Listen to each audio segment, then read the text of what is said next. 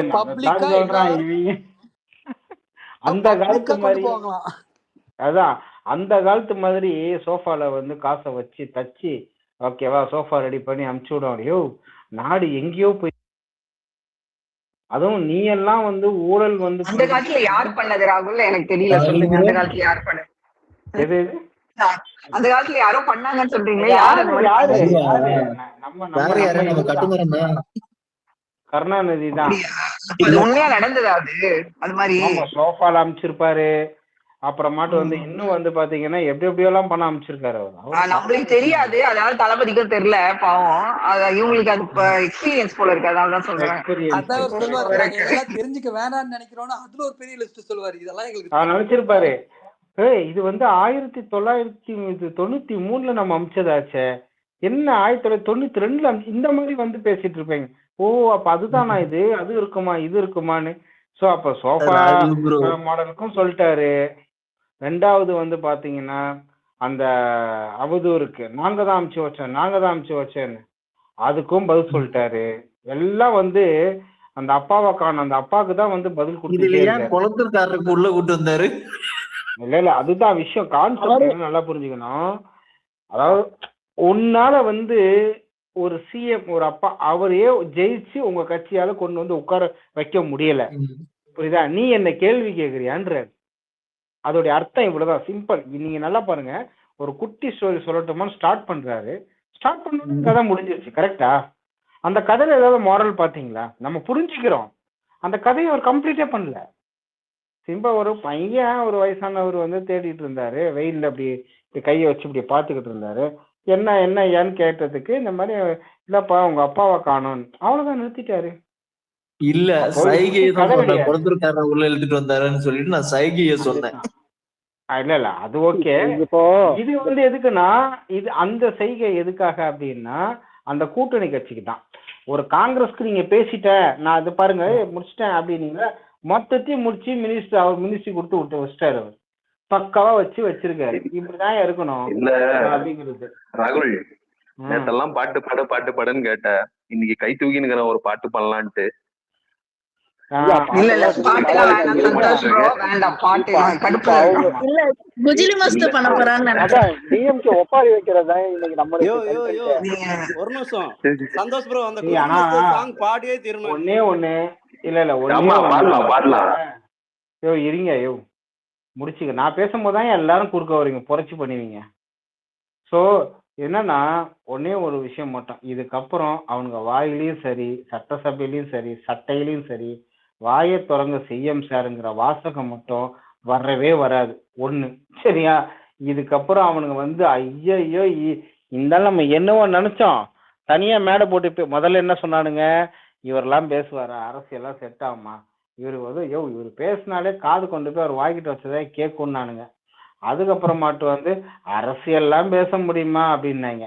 அதுக்கப்புறமாட்டு வந்து மேடையில பேசிடலாம், ஓகேங்களா? ஸோ சட்டசபையில பேச முடியுமான்னானுங்க.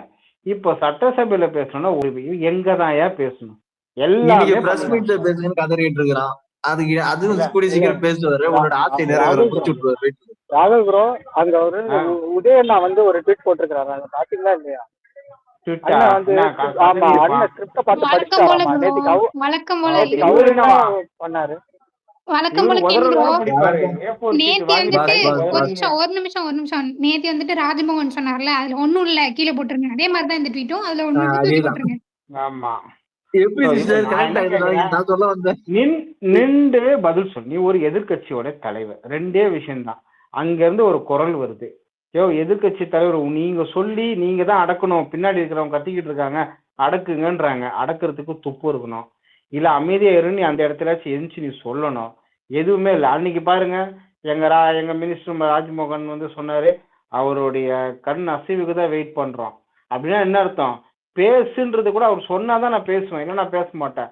இதுதான் வந்து பாத்தீங்கன்னா ஒரு டீமை கையில வச்சிருக்கிறது. இவருக்கு அரசியல் தெரியலன்ற உன்னை மதிக்கவே இல்லை, பின்னாடி கத்துறான் கதறான், இடத்த விட்டு போறான், என்னன்னோ பண்றான், நீ இப்படியே உட்காந்துன்னு இருக்க.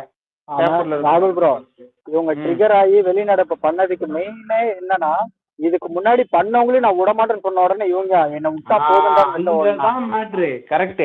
அந்த பார்ட்டி ஃபண்டு ஒண்ணு, ரெண்டாவது வந்து இதுக்கு முன்னாடி பண்ணோன்னே விட மாட்டான், பல உண்மைகள் வெளியே வரப்போன்னு நல்ல வந்து ஒரு பயமுறுத்தி விட்டாரு. பல பேர் மாட்டுவாங்க போல இருக்கு. பல உண்மை அவருக்கு ஒரு அவருக்கு கதி கிடைக்கிடுச்சு. ஏன்னா என்ன ரியாக்ட் பண்ணான்னு கொஞ்சம் சொல்ல. நாங்களாம் சுத்தம்பா அப்படின்னு சொல்லிட்டு ரியாக்ட் பண்ணுவானா? உன்னால முடிஞ்சதை பார்த்துக்கோன்னு சொல்ல முடியுமா? எதுவுமே ரியாக்ட் பண்ண முடியாது அந்த இடத்துல. நான் நல்ல ஒண்ணுன்னு அங்க சொல்லிக்க முடியாது, ஏன்னா எல்லாரும் மாட்டுவாங்க. ஏன்னா அவர் வந்து நான் இப்போ முன்ன சொன்ன மாதிரி தான், ஆதாரம் இல்லாம இந்த மாதிரி வார்த்தைகள் அண்ணன் விட மாட்டாரு. அப்ப ஏதோ சிக்கி இருக்கு, வசமா செஞ்சிருக்காங்க. ஏற்கனவே நம்ம பேசியிருந்த ஞாபகம் இருக்குங்களா? மொத்தத்தோடைய பட்டியலும் வந்து ஆர்டிஐ போட்டு கேட்டிருக்காங்க, அது வந்துருச்சு ஏற்கனவே சொல்லியிருக்கோம். ஸோ அதெல்லாம் நோண்டிருக்காங்க. அததான் மைண்ட்ல வச்சு சொல்றாரு. எனக்கு துணை முதல்வருடைய அரசியல் அறிவுன்ற ஒண்ணு இருக்குது பாத்தீங்களா, வேற லெவல் ப்ரோ. அது அவர் வந்துட்டு அந்த எதிர்கட்சி தலைவர் பேசுங்கன்னு சொல்லும் போது ஒரு வார்த்தை ஒண்ணு சொன்னாரு, பார்ட்டி பண்ணிட்டுனா எந்த பார்ட்டி வாங்கிச்சு? 2 பார்ட்டியும் அந்த சட்டசபையில தான் உட்கார்ந்து இருக்குது. அது கூட தெரியாம என்ன பேசுறோம்னு தெரியாம பேசுற நீங்க தான். அத வெளிப்படையா சொல்லுங்க. இல்ல தைரியமா வெளிப்படையா சொன்ன தைரியம். அதுக்குதான் அண்ணன் சொன்னாரே தைரியம் இல்ல, நடுங்கி போய் அப்படின்னு ஒரு வார்த்தை தான் சொன்னாரு. ஆமா, நடுங்கி போய் பதறுது. ஏன் ஓடுற? நின்று கேளு, சண்டை போடு. இல்ல ப்ரோ, அவர் வந்து வெளியே பிரஸ் மீட்ல போயிட்டு உதய் என்ன சொல்றாரு, பார்ட்டி ஃபண்டுன்றாரு, எந்த பார்ட்டின்னு சொல்ல மாட்டாருன்னு சொல்றாரு. அப்படி சொல்லல, உங்களன்னு சொல்லல, அப்புறம் எதுக்கு சார் வெளியே ஓடி வந்தீங்க? எங்க அப்பா அதற்குள்ள இல்லைன்னு சொன்ன மாதிரி பார்ட்டி ஃபண்டு சொன்னோட அதான் ப்ரோ வந்துட்டு எங்க அப்பா குதிரைக்குள்ள இல்ல அப்படின்ற மொத்தத்துல திருடனுக்கு தேல் கொட்டின மாதிரியும் இல்ல, உண்மையாலே அவங்க அப்பா புதற்குள்ள இல்ல, அது வேற விஷயம். நேத்து எக்ஸ்பெக்ட் பண்ணோம் தானே கைஸ் எல்லாருமே, நாளைக்கு அண்ணன் பேச போறாரு, செம்மையா பேசுறாரு, எல்லாத்தையும் விட ஆமா எல்லாத்தையும் பிளாஸ்ட் பண்ணிட்டார்.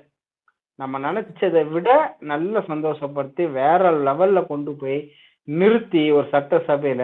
ஆனா அவருடைய பணிவை பாருங்களேன், அவங்க இல்ல இதை நான் பேசலாமா, அவங்க இல்ல ஒரு செஞ்சுக்கலாமான்னு சொன்ன அந்த இடத்துக்கு யாரு வந்து ஹீரோவோ, ஓகேவா? ஸோ அவங்களுக்கு வந்து சபாநாயகருக்கு வந்து அவர் இது கொடுத்து ரெஸ்பெக்ட் கொடுத்து கேட்டு அவர் அனுமதி கொடுத்தவனை பேசு, இதெல்லாம் வந்து ஒரு சூப்பரா இருக்குப்பா. அது பாக்குறதுக்கு இந்த சைடு பாருங்க, இந்த ஆஃபை விட்டுருங்க, right side half, left side half பாருங்க நம்மளுடைய.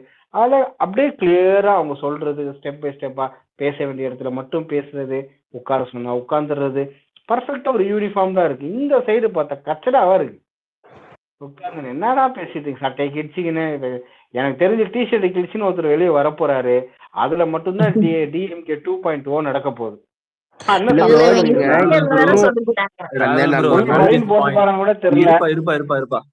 இருப்பா ஒரே ஒரு பாயிண்ட் மட்டும், ஊழல் செய்தவனையும் விடமாட்டேன் அப்படின்னாருல, அது இப்ப நடக்க போது நான் ஒரு விஷயம் கேள்விப்படுறேன், இன்னைக்கு ஏதோ ஒரு வழக்கு போட போறாங்கன்ட்டு. கண்டிப்பா அதெல்லாம் எப்ப அரசு அது உதயநிதியின் நெருங்கிய நண்பர் மீது என்று கேள்விப்படுகிறேன். ஒருத்த மேல இல்ல எல்லாரு மேலயும் வரதான் போகுது. சரியா, ஜாலியா நம்ம என்ஜாய் பண்ணலாம். அங்க போட்ட ஒருத்தர் கனெக்ட் ஆவாரு ப்ரோ, ஃபிளாப் கனெக்ட் ஆவாரு, அங்க போட்ட ஃபிளாப் கனெக்ட் ஆவாரு, அது உங்களுக்கே புரிஞ்சிடும். இன்னைக்கு புரியுது, திமுகவுல யார தொட்டாலும் நமக்கு ஹாப்பி தான், மக்கள் புரிஞ்சுப்பாங்க தான். சோ நான் என்ன சொல்ல போறேன்னா, இதுக்கப்புறம் அண்ணன் அவருடைய வேலையை பார்க்க போறாரு. அந்த வேலையில போறதுக்கு அப்பப்போ நடுவில் இவங்க எல்லாரையும் கூப்பிட்டு குஜிலி மிஸ் பண்ண போறாரு. ஸோ தெளிவான ஒரு ஸ்டேட்மெண்ட் கொடுத்துருக்காரு. என்னன்னா, கண்மூடித்தனமா எல்லாத்துக்குமே நான் வந்து சென்ட்ரல் கவர்மெண்ட்டை எதிர்த்துட்டு இருக்கணுன்ற அவசியம்லாம் இல்லை. என் மாநிலத்துக்கு தேவையானது என் கொள்கைக்கு உட்பட்டு அதுல நான் மாறாம கரெக்டா என் மக்களுக்கு என்ன பெற்று தரணுமோ அதை நான் பெற்றுக் கொடுப்பேன். சும்மா வந்து சண்டை போடுறதுல நான் ரவுடி சுத்துறதுல ஒன்றும் கிடையாது, அதுல எந்த பிரயோஜனமும் கிடையாதுன்னு சொல்றாரு.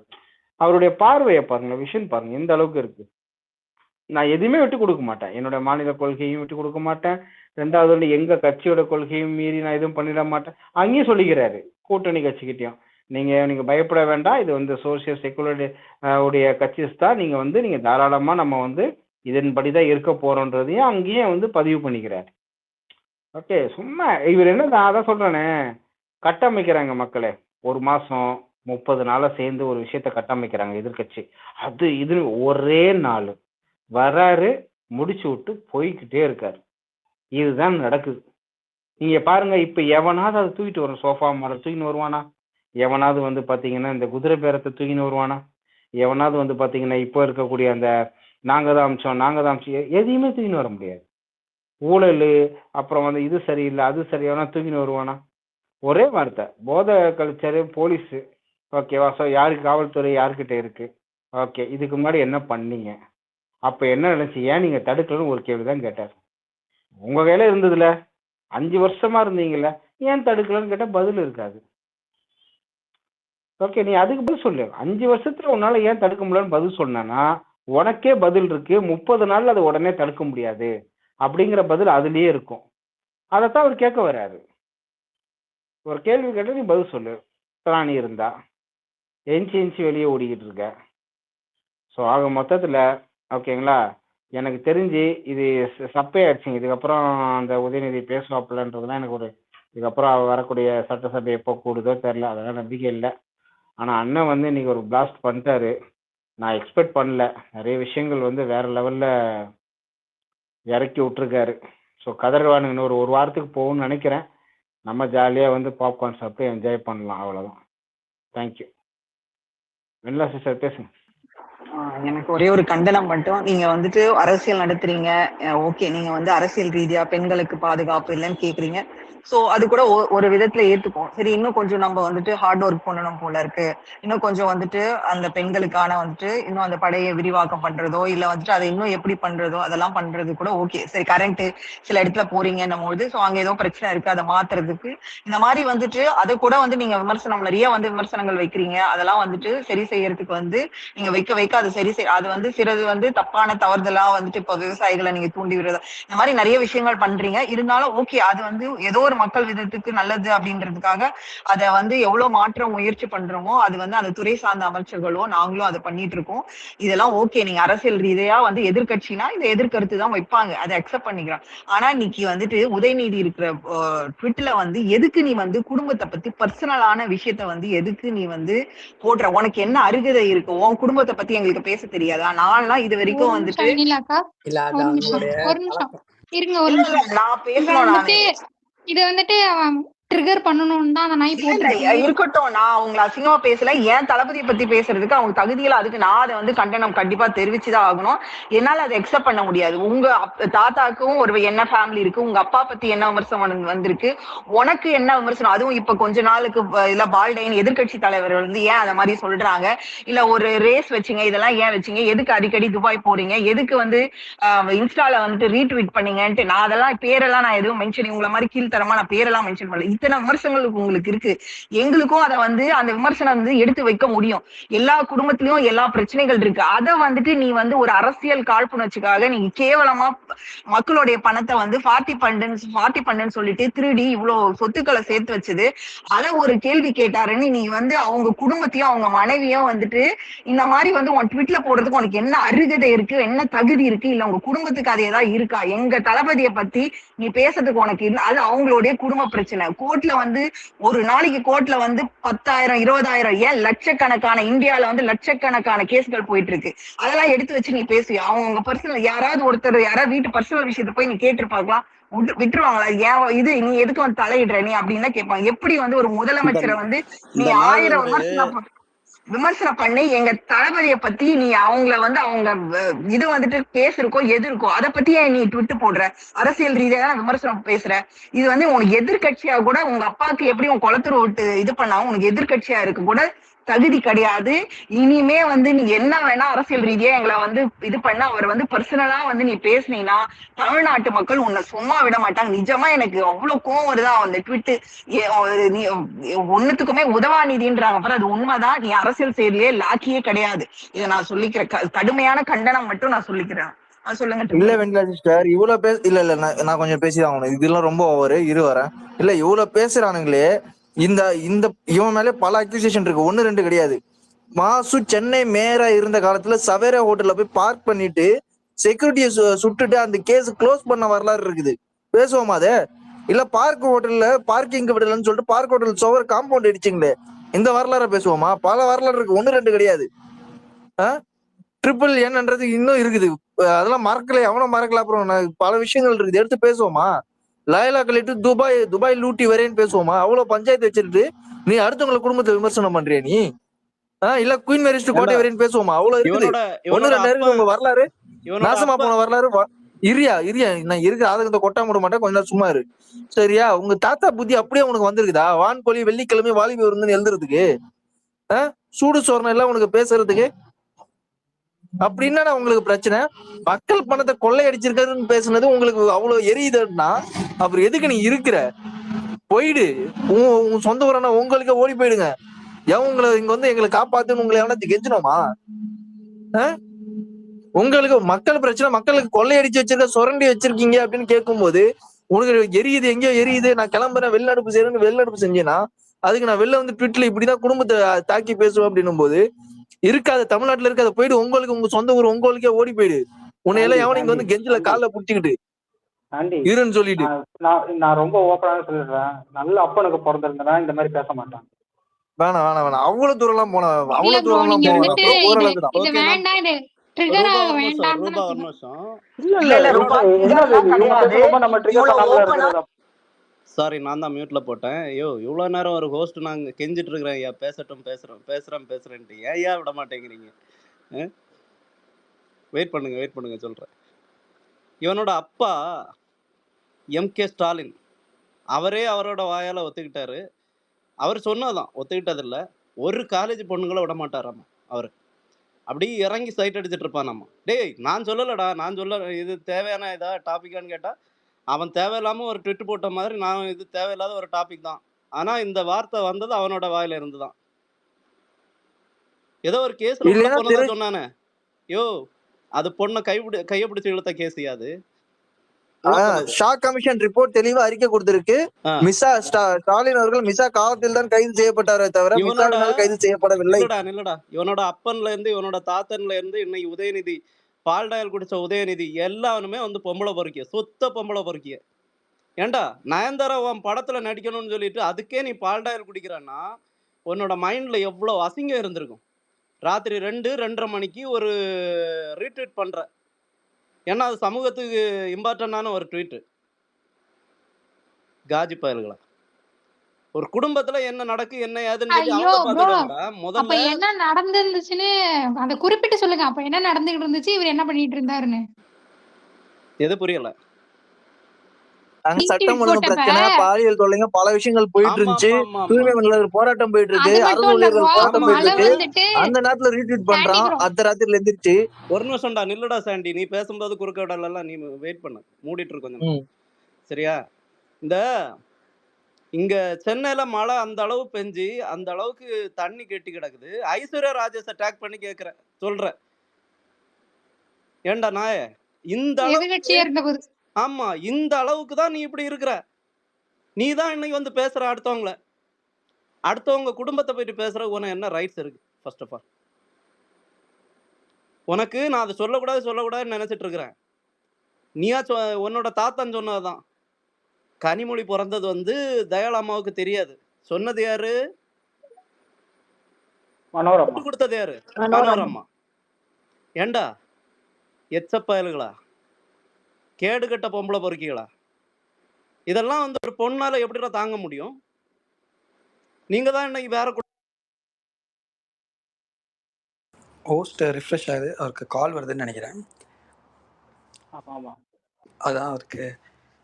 அதான் அவர் சொன்னாலே என்னன்னா ஒரு சின்ன கதை தான் சொன்னாரு. சாரி, நான் எது வரைக்கும் சொன்னது கேட்டது அப்படின்னு தெரியல.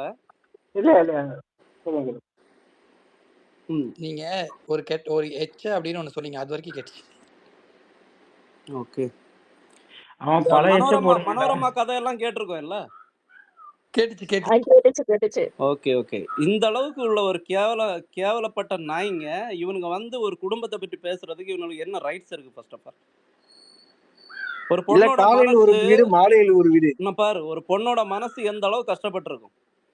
நீ ஒரு பொண்ணை 2 பேரை கல்யாணம் பண்ணி வச்சுட்டு வேற ஒரு பொண்ணு கூட ஒரு குழந்தைய பெற்று வச்சுட்டு அது கனிமொழி. ஏண்டா நாய, நீ எல்லாம் வந்து பேசலாமா? உங்க குடும்பத்துக்கு பேசுற ரைட்ஸ் இருக்கடா ஃபர்ஸ்ட் ஆஃப் ஆல்? இல்ல அந்த பீச்ல, மெரினா பீச்ல ஏர் கூலரை வச்சுட்டு கால் மாட்டுல ஒருத்தர் தலைமாட்டுல ஒருத்தர் உட்காந்து இருந்தாங்களே, இதையும் பேசுவோமா? இல்ல காலையில ஒரு வீட்டுல உட்காந்துட்டு சாயந்தரத்துல ஒரு வீட்டுல போய் உட்காந்துட்டு திங்கிறியா, அதை பத்தி பேசுவோமா? அவ்வளவு இருக்குது. குடும்பத்தை பத்தி எல்லாம் எடுத்தீங்கன்னா அவ்வளவு இருக்குது. உங்க குடும்பத்துல வரலாறு எடுத்து பேசணும் நாரிடும். தமிழ்நாட்டுல இல்ல, உங்க பேரை நாரிடும். அந்த அளவுக்கு ஏற்கனவே நாரி போச்சேன்னு நினைச்சுக்க, அது வேற விஷயம். இல்ல அவனே இப்ப ஆதவ் என்ன பண்ணுவார் தெரியுமா? இன்னைக்கு நைட்டு ஒண்ணு ஆரம்பிப்பாரு, சரியா? ஒரு குழு கருமனை கூட்டம் ஒண்ணு போடுவாரு, இல்ல ஆபீஸ்ல ஒரு பிரஸ் மீட் கொடுப்பாரு. இந்த இதை பாத்துட்டாருன்னா டென்ஷன் ஆயிடுவாப்ல. ஏன்னா இன்னைக்கு உதய் போட்டது கொஞ்சம் சாப்பிடல, அதனாலதான் வெண்ணிலா சிஸ்டரும் ட்ரிபிளனும் இறங்கி படிக்கிறதுக்கு காரணம் அதுதான். ஏன்னா அவர் அரசியல் இதுவா விமர்சிச்சாரு. அப்பாவை காணும், சட்டசபையில காணும், அவ்வளவுதான். நீ ஏன் பர்சனலுக்குள்ள போற? கேவலமானவன் தான் நீ தெரியும். பட் ஆனா ஏன் உன்னால ஏன் மெச்சூர்டு இல்லை? அதை மெச்சூர்டா ஹேண்டில் பண்ணு. வெளியே மெச்சூர்டா ஹேண்டில் பண்ணி ஒரு ட்வீட்டை போடு. அதை விட்டு கேவலமா இந்த அளவுக்கு இறங்கி நீ பேசணுன்ற அவசியம் இல்லைல்ல. ஸோ அதனால இது அவருக்கு தேவைதான். ஆனா நம்ம அடிக்கலாம், நம்ம பசங்க அடிக்கணும், நம்ம அண்ணன் ஐடி விங் பதில் சொல்லணும்லாம் நீங்க எதிர்பார்க்காதீங்க. இதுக்கெல்லாம் சொல்லணும்னு அவசியம் இல்லை. நீங்க எப்படி படிச்சுக்கிட்டு இருக்கீங்க, இதுவே கரெக்டானதுதான். போட்டு இல்ல அடிங்க. குடும்பத்தை இழுத்துட்டோன்னா குடும்பமே அதாவது இவ்வளவு ஒரு கேவலமா குட்டி இருக்கு. கதை தான். அந்த கதையில என்னன்னா மக்களால உங்க அப்பா புறக்கணிச்சுப்பட்டுட்டாரு. அது தேர்தல் அரசியல நான் நீயும் நின்னோம். அகைன்ஸ்டா நீங்க தோத்துட்டீங்க. அதுல லிங்க் இருக்கு. தேர்தலில் வந்தோம், நம்மளும் நீங்களும் நின்னீங்க, நாங்களும் நிச்சோம். மக்கள் உங்களை புறக்கணிச்சிட்டாங்கன்னு சொல்றதுதான் இந்த கதை. கிறிஸ் இதுக்கும் ப்ரோ ஒரு ஃபேமிலிக்கும் நிமிஷம். ராகுல் ப்ரோ, நான் உங்களுக்கு கோஹோஸ்ட் கொடுத்துருக்கேன், வந்துருக்குதா? ஒரு நிமிஷம் இரு. நான் ஆர்டி வந்திருக்கேன். ஸோ இதுல கிறிஸ் ப்ரோ கண்டிப்பா. மக்களுக்கு இது ஏதோ சம்பந்தப்படாத கதையும் கிடையாது. அவர் சொன்ன குட்டி கதையில அப்பா உங்களை எனக்கு அந்த ட்விட் கொஞ்சம் அனுப்பிச்சு விடுங்களேன். அது அப்பா புறக்கணிச்சிட்டாரு. அந்த கதை தான், அந்த குட்டி கதைக்கு தான் இவர் ஒரு குட்டி கதை போடுற மாதிரி போடுறாரு. ஸோ அதுக்கு உண்மைக்கு நான் சொல்றேன், இப்ப அரசியல் சாணக்கியர் யாருன்னா எனக்கு எடப்பாடியா தான் தெரியுது. எப்படி தூக்கி நான் உள்ளே வந்துட்டேன் பாத்தியா, இல்லாட்டி என்ன முடிச்சிருப்பீங்க அப்படின்ற அளவுக்கு அந்த ஆள் ஒரு வேலையை போட்டு உள்ள வந்துட்டாரு. அதுதான் அவர் பண்ணது. நம்ம தான் நினைச்சிட்டு இருக்கோம் அவருக்கு ஒன்றும் தெரியலன்னு. இதெல்லாம் அவர் ரொம்ப முன்னாடியே யூகிச்சு உள்ள எப்படியோ வந்துட்டாப்புல இந்த ஆள். அதான் சிரிச்சுக்கிட்டு உட்காந்துருக்காரு. இந்த கதையை ரசிச்சதே அவர் தான்.